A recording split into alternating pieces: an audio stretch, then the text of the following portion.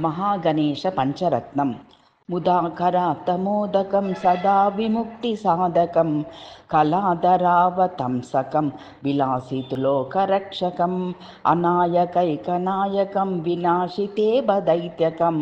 नताशुभाशुनाशकं नमामि तं विनायकं न तेतरातिभीकरं नवोदितार्कभास्वरं नमत्सुरारिनिर्जरं नतादिकापदुध्वरं सुरेश्वरं निधीश्वरं गजेश्वरं गणेश्वरं महेश्वरं तमाश्रये परात्परं निरन्तरं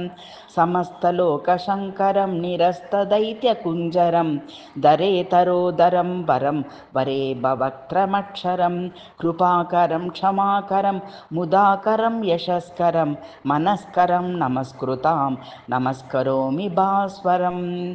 अकिञ्चनार्तिमार्जनं चिरन्तनोक्तिभाजनं पुरारिपूर्वनन्दनं सुरारिगर्वचर्वणं प्रपञ्चनाशभीषणं धनञ्जयादिभूषणं कपोलदानवारणं भजे पुराणवारणं नितान्तकान्तदन्तकान्तिमन्तकान्तकात्मजम् अचिन्त्यरूपमन्तहीनमन्तराय कृन्तनं ह्यदन्तरे निरन्तरं वसन्तमेव योगिनां तमेकदन्तमेव तं विचिन्तयामि सन्ततं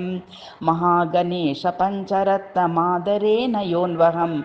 प्रजल्पति प्रभातके ह्यदि स्मरन् गणेश्वरम्